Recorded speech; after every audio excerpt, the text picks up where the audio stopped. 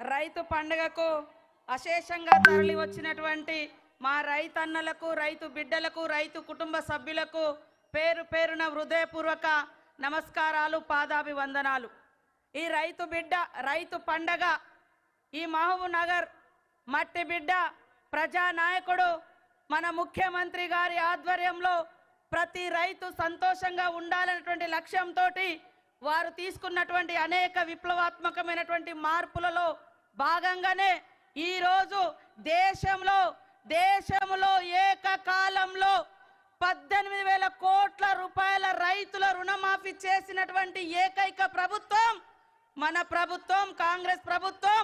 ఈ మట్టి బిడ్డ రాజ్యమేలుతున్నటువంటి ప్రభుత్వం అని ఈ సందర్భంగా తెలియజేస్తా ఉన్నాను। రైతన్నలందరూ ఒక్కసారి ఆలోచించండి।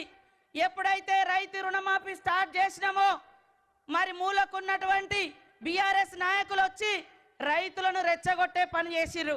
అయ్యా నేను అడుగుతా ఉన్నా, 30,000 కోట్ల రుణాలు మాఫీ ఎందుకు చేయలేదని ఈ రోజు బయటకు వచ్చి మాట్లాడుతున్నారే। మరి 10 సంవత్సరాలలో మీరెందుకు ఈ 30,000 కోట్ల భారం రైతుల మీద ఉంటే ఎందుకు మాఫీ చేయలేదని నేను అడుగుతా ఉన్నా। ఈ 30,000 కోట్ల భారం కాంగ్రెస్ ఇచ్చిన భారమా?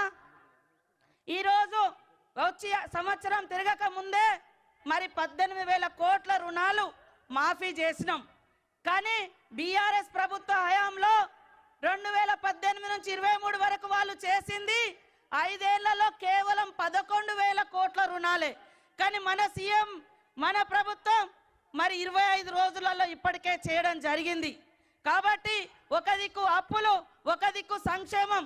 ఈ రోజు నేరుగా రైతుకు లాభం అవుతుందంటే సన్న వడ్లు కొనడం తోటి కౌలు రైతుల యొక్క అకౌంట్లలో కూడా డైరెక్ట్ గా డబ్బులు పడుతున్నాయి। ఆనాడు ఉచిత కరెంటు ఈ రాష్ట్రంలో ప్రవేశపెట్టింది వైఎస్ఆర్ గారు।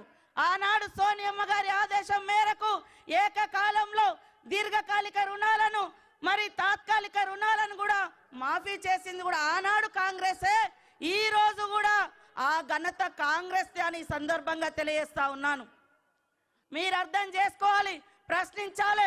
మీరు 10 ఏళ్లలో ఎందుకు ఏకకాలంలో 1 లక్ష కూడా రుణమాఫీ చేయలేదయ్యా? ఈరోజు దొంగ డ్రామాలు వేస్తున్నారు। ఈరోజు ప్రజాప్రభుత్వం చేసేటువంటి కార్యక్రమాలను ఎందుకు అడ్డుకుంటున్నారు అని ప్రశ్నించాల్సిన అవసరం ఉంది।